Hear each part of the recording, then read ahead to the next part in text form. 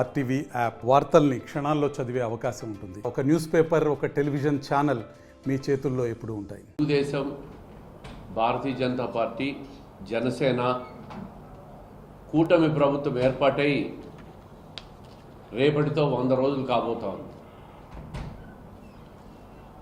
గత ప్రభుత్వం ఎన్నికల్లో ఏదైతే హామీ ఇచ్చి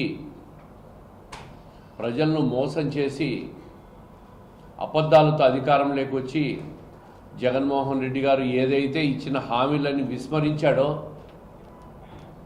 అవే కాకుండా మా ప్రభుత్వం వచ్చిన తర్వాత, కూటమి ప్రభుత్వం ఏర్పాటైన తర్వాత అమలు చేస్తామన్న ప్రతి హామీని కూడా 100 రోజుల్లో ఒక్కొక్కటి నెరవేర్చుకుంటూ వస్తూ ఉన్నాం.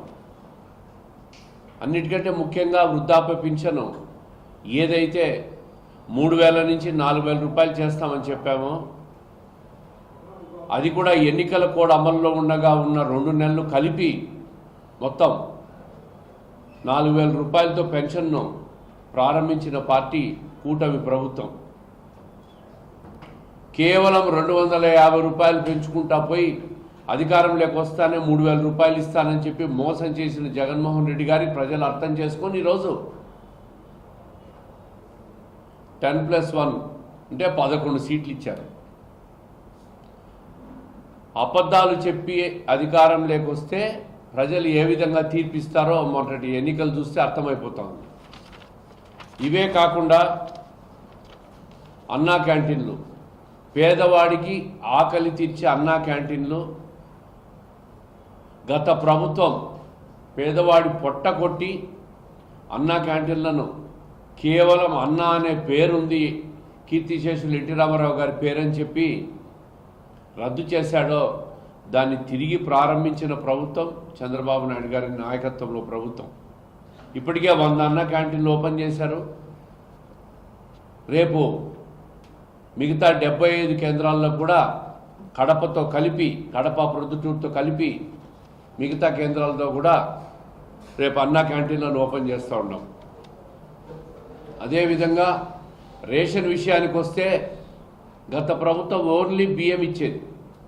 ఈ ప్రభుత్వం వచ్చిన తర్వాత కందిపప్పు, బంగాళాదుంపలు, చక్కెర, పామాయిల్ కూడా డిస్ట్రిబ్యూషన్ స్టార్ట్ చేసిన ప్రభుత్వం కూటమి ప్రభుత్వం. ప్రజలు ల్యాండ్ టైటిలింగ్ యాక్ట్ అని పెట్టి ప్రజల ఆస్తులను తనఖా పెట్టే ప్రయత్నం చేసిన జగన్మోహన్ రెడ్డి గారిని ఇంటికి పంపించిన తర్వాత ప్రజల్లో ఒక భద్రత కల్పించాలనే ఆలోచనతోనే చంద్రబాబు నాయుడు గారు ల్యాండ్ టైటిలింగ్ యాక్ట్ను కూడా రద్దు చేయడం జరిగింది.